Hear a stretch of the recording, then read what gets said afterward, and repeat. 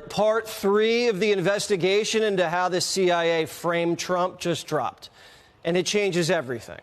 This week, we learned how Obama's CIA told foreign spies to bump 26 Trump campaign associates who the CIA thought were, easy marks, framing them for collusion and then triggering the FBI investigation, the illegal wiretapping, and eventually the Mueller probe.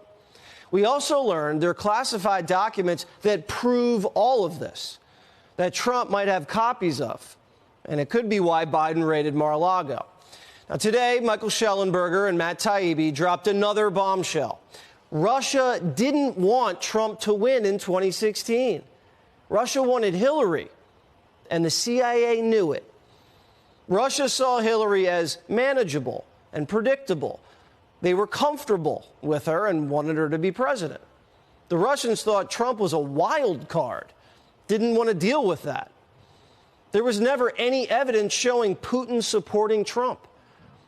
Obama's CIA director, John Brennan, knew this and manufactured the evidence. He manipulated other assessments, buried high-quality intelligence, and then manufactured a conclusion that 17 agencies agreed Russia interfered in the 2016 elections to help Trump. And then the press ran with it, and the country was brainwashed.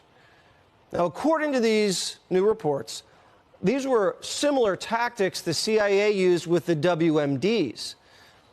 This has severely wounded our body politic, warped our minds, and wrecked our trust in national security institutions. We deserve the full accounting of this hoax immediately, every document involved.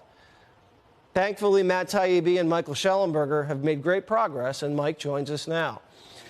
Mike, tell us what this new cooking the books situation really is all about. Sure, Jesse, it's good to be with you. Well, I think some people wonder if this is old news or maybe if this has been reported. I want to assure you that it has not been reported until now. I can also assure you that there are current members of the House Intelligence Committee that are unaware of a 50-page report that the CIA is currently hiding at its headquarters.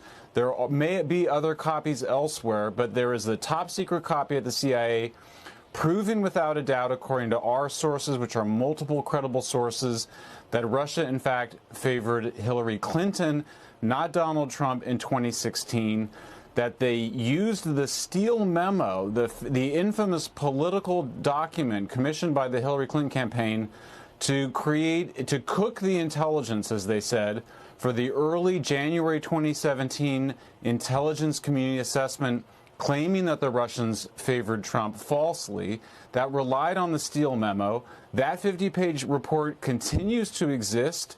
It likely exists with the other intelligence information, including potentially raw intelligence documents, showing that the evidence was very strongly on the side, the best evidence was on the side that the Russians favored Clinton for the continuity and stability, that they were concerned about Trump for being erratic and being an unknown quantity, and that the quality of the evidence that contradicted that was much lower, and that Brennan's people manipulated the sourcing, so to speak, the quality ranking given to the sources to come up with really the opposite outcome of what the truth was. So the election has just happened. Hillary has lost.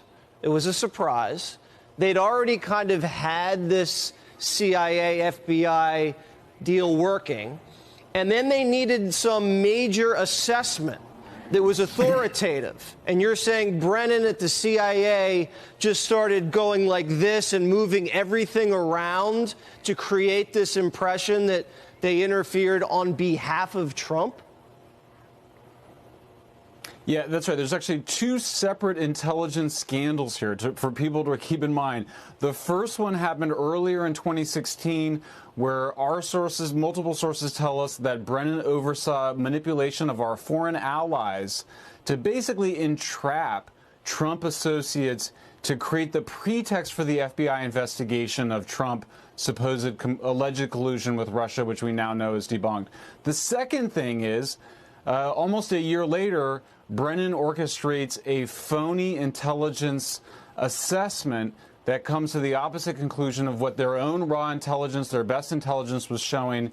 These are two massive, massive intelligence scandals.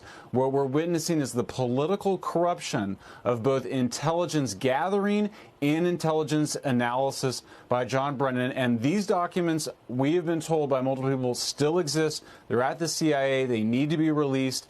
They're probably part of this larger binder, which may have the other documents to support both the evidence of both of these scandals. How do we hold Brennan accountable? Congress has to take action. I mean, as I said, I now know for a fact that there are members of the House Intelligence Committee whose job it is, whose constitutional requirement it is to oversee the CIA, to demand that the CIA be a non-political institution. They need to hold them to account. There need to be hearings on this. They need to get to the bottom of that. We need that 50-page report and the binder and the rest of the documents. Well, I agree. I'm not relying on Congress to do much of anything these days.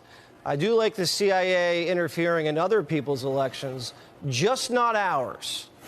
That's a line we can never cross. Schellenberger, thanks so much, and thanks to you, Matt Taibbi, as well. Tell him thank you.